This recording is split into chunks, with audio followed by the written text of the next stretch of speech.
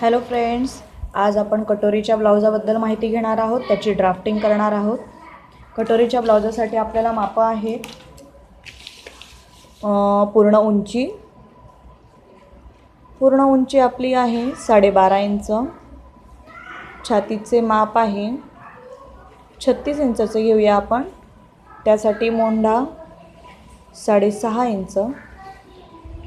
पुढचा गळा 6 इंचाचा घेऊयात आपण आणि मागचा गळा 9 इंचाचा घेऊयात। आता आपण ड्राफ्टिंग करून घेऊया।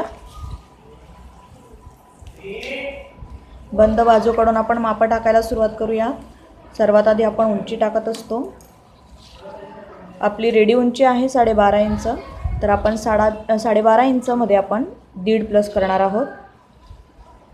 14 इंचावर ही मार्किंग करायची आहे आपल्याला। 14 इंचावर हा टेप ठेवायचा आणि याप्रमाणे वरती मार्किंग करायची आहे आणि तिथून या प्रकारे असा टेप ठेवून गळा आणि शोल्डरचे माप आपण टाकणार आहोत।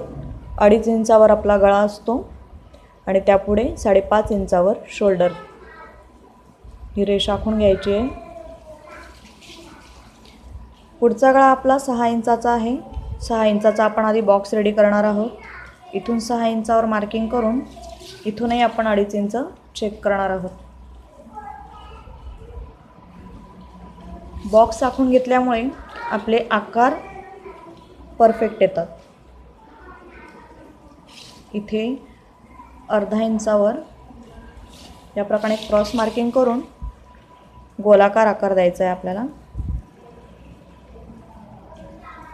या पद्धतीने। त्यानंतर आता मोंढ्याचे माप टाकून घेऊयात आपण। 6.5 इंचाचा आपला मोंढा आहे। 6.5 इंचावर मार्किंग करून शोल्डरपर्यंत ही लाईन ड्रॉ करून घ्यायची आहे आणि त्याचा आपण मिडल करणार आहोत या पद्धतीने। आणि वर शोल्डरजवळ 1/5 इंचावर शोल्डर उतार द्यायचा आहे आपल्याला। शोल्डर उतार दिल्यामुळे ब्लाउजची फिटिंग शोल्डरवर प्रॉपर बसते। आणि इथे जो आपण मिडल पॉईंट काढला होता तिथे टेप या प्रकारे आडवा ठेवून 1/2 इंच आतल्या बाजूला आणि 1/5 इंच बाहेरील बाजूला मार्किंग करणार आहोत। या इथे आतल्या बाजूला 1/2 इंच आणि बाहेरील बाजूला 1/5 इंच। त्यानंतर जिथे आपली मोंढ्याची लाईन फिनिश होते तिथे आपण समांतर टेप ठेवणार आहोत आणि आपल्या चेस्टच्या मापाचा चौथा हिस्सा आपल्याला इथे टाकायचा आहे। आपल्या चेस्टचे माप आहे 36 इंच, त्याचा चौथा हिस्सा होतो 9 इंच आणि त्यामध्ये आपण 1.5 इंच 10.5 इंचावर मार्किंग करणार आहोत। 10.5 इंचावर आपण इथे मार्किंग केलेली आहे। इथे आपल्याला आर्म होल लाईनसाठी मार्किंग करायची आहे। पहिली मार्किंग आपण 1.5 इंचावर करत असतो, ही बॅकसाठी आहे। त्यानंतर टेप खाली करून 1/5 इंचावर दुसरी मार्किंग जी फ्रंटसाठी आहे। ही जी आहे ही 1.5 इंचावर आहे बॅकसाठी आणि ही 1/5 इंचावर फ्रंटसाठी। आता हा शेप आपल्याला ड्रॉ करायचा आहे। हा बाहेरचा पॉईंट आपण बाहेरच्याच पॉईंटला कनेक्ट करून शोल्डरला जॉईन करणार आहोत।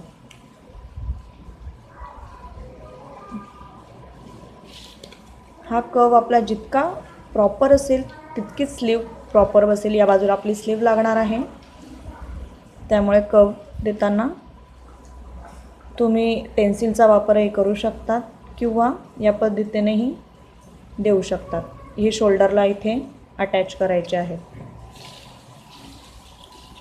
त्यानंतर फिटिंगसाठी जितके आपण छातीचे माप घेतलेले असेल विथ मार्जिन त्यापेक्षा 1 इंच कमी आपल्याला इथे फिटिंगला घ्यावे लागते। वरती आपण चेस्टसाठी विथ मार्जिन 10.5 इंच घेतले तर आपल्याला इथे 9.5 इंच घ्यावे लागेल।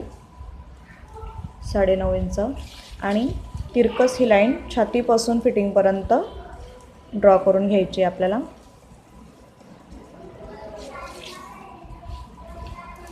योगपट्टीसाठी बंद बाजूकडे आपण 3 इंचावर मार्किंग करतोय आणि इथे ओपन साईडला 2.5 इंचावर मार्किंग करतो आहे आणि ही तिरकस योगपट्टी आपण ड्रॉ करून घेणार आहोत.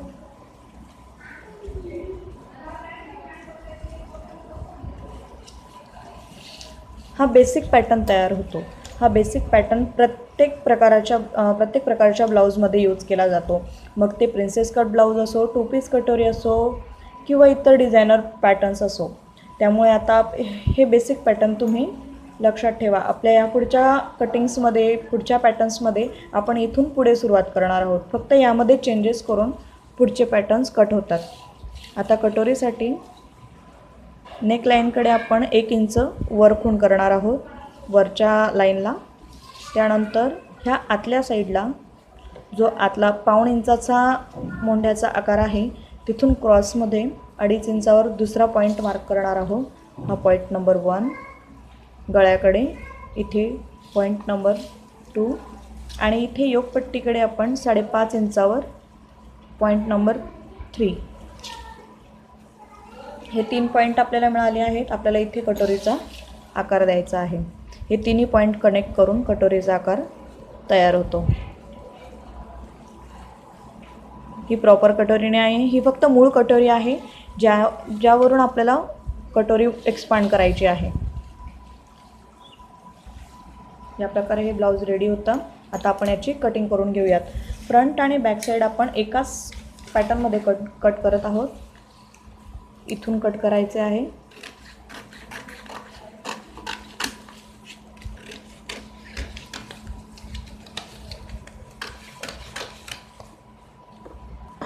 कट करताना शोल्डर उतार देखील कट करायचा आहे आपल्याला. आणि त्यानंतर आपण आधी हे दोन्ही पॅटर्न बॅक साईड आणि फ्रंट वेगवेगळे करून घेणार आहोत.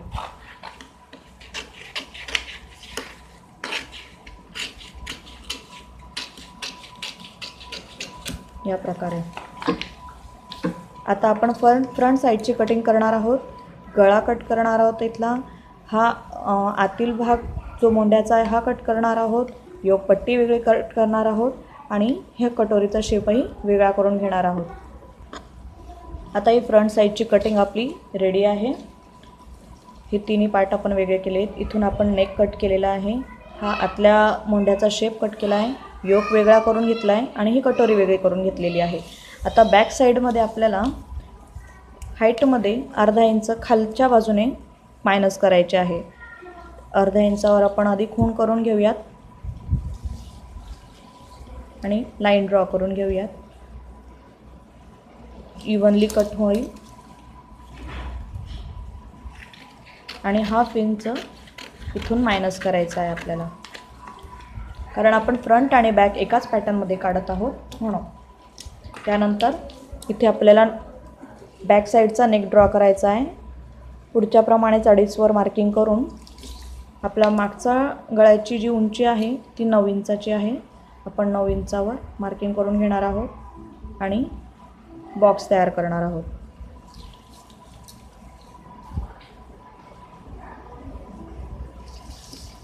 पुढच्या वेगवेगळ्या पॅटर्नमध्ये मी तुम्हाला गळ्यांचे वेगवेगळे आकारही दाखवणार आहेत.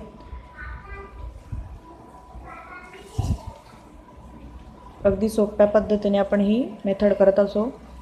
हा गळा 8.5च्या पुढचा मोठा असल्यामुळे आपण हा आकार किंचित बाहेरून घेत असतो आणि जर गळ्याचा आकार 8.5 8च्या मध्ये असेल म्हणजे 7 8 6 इतका जर असेल तर आपण या बॉक्समध्येच हा आकार ड्रॉ करत असतो. आणि हा आता कट करून घ्यायचा आहे आपल्याला. ही बॅक साईडची कटिंग आहे. आता हा नेक कट करून रेडी आहे. आता आपण ही कटोरी वाढवून घेऊया. आता ही कटोरी वाढवून घेण्यासाठी आपल्याला ही मूळ कटोरी आधी घ्यायची, जी दुसऱ्या पेपरवर आपण प्लेस करणार आहोत. ती ह्या पद्धतीने क्रॉसमध्ये आपल्याला ठेवायची आहे. पेपरच्या टोकाला क्रॉसमध्ये ॲडजस्ट करायची आहे. हे ॲडजस्ट करताना याचे खालचे जे टोक आहे हे 1.25 इंचावर आपल्याला ॲडजस्ट करावे लागते आधी. त्यामुळे आधी आपण 1.25 इंचावर टेप अगदी सरळ ठेवून मार्किंग करून घेणार आहोत आणि तिथे आधी आपल्याला हे टोक ॲडजस्ट करायचं आहे. हे ॲडजस्ट करताना वरचं टोकही इथे पेपरच्या अगदी प्रॉपर राहील याची दक्षता घ्यायची आहे. ही मार्किंग केल्यानंतर आता आपल्याला कटोरी हलवायची नाही आहे इथून. याचा नेकही आपण ड्रॉ करून घेऊयात, म्हणजे आपल्याला कटोरी हलली तरी पण ती पुन्हा त्याच जागी प्लेस करता येईल. त्यानंतर इकडच्या बाजूलाही आपण 1.25 इंच मार्किंग करून घेणार आहोत आणि इथेही लाईन ड्रॉ करणार आहोत. त्यानंतर ह्या पॉईंटपासून हा पॉईंट जो एंड पॉईंट आहे हा आपल्याला मेजर करायचा आहे आणि त्याच्या हाफवर आपण मार्किंग करणार आहोत. हा 8चा आहे, प्रत्येकाचा वेगवेगळा असतो. आपण याच्या हाफवर मार्किंग करून तिथे टेप असा सरळ ठेवायचा आहे आणि खाली 1.5 इंचावर आपण मार्किंग करणार आहोत. 1.5 इंच आणि तिथे अशी सरळ लाईन ड्रॉ करायची आहे. कटोरी आपण ॲडजस्ट करतो आहे व्यवस्थित आणि दोन्ही पॉईंट्सला अर्धा इंच आपल्याला वरती द्यायचं आहे. इथून अर्धा इंच वरच्या बाजूला ह्या पॉईंटच्या एंडपासून अर्धा इंच वरती आणि ह्याही पॉईंटच्या अर्धा इंच वरती जायचं आहे आपल्याला. आणि त्या अर्धा इंचाचा पॉईंट आणि हा 1.5 इंचाचा पॉईंट आपल्याला इथे कनेक्ट करायचा आहे. आपल्याला तो 1.25 इंचाचा पॉईंट कनेक्ट नाही करायचा आहे, वरचा अर्धा इंचाचा कनेक्ट करायचा आहे. दोन्ही बाजूला तसेच करायचं आहे आपल्याला. आणि आता ही कटोरी न हलवता पुन्हा इथे अशी हल्ली तरी प्रॉपर करून घ्यायची आहे, पण त्याच शेपमध्ये ठेवून इथून हा आकार आपल्याला एक्सपांड करायचा आहे आणि आकार गोलव्यात घ्यायचा आहे.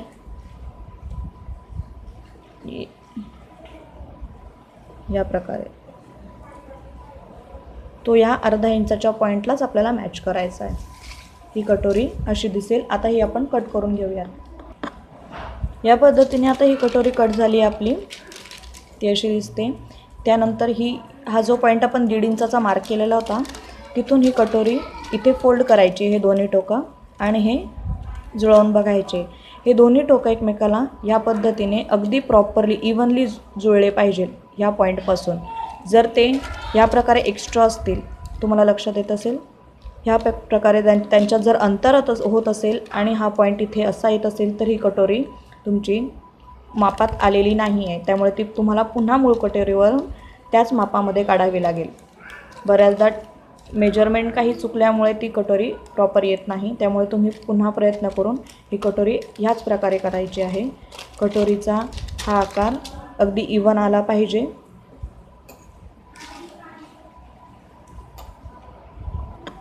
आपल्या कटोरीचे मापाचे हे पार्ट्स आहेत असे हे इथे जॉईंट होणार आहेत. आता हे स्टिच कसे करायचे, कपड्यावर प्लेस कसे करायचे, कटिंग वगैरे आणि स्टिचिंगही मी तुम्हाला पुढच्या व्हिडिओमध्ये दाखवणार आहे. त्यामुळे तुम्ही माझा व्हिडिओ लाईक, सबस्क्राईब आणि कमेंट करायला विसरू नका आणि असेच अपडेट असा. थँक्यू.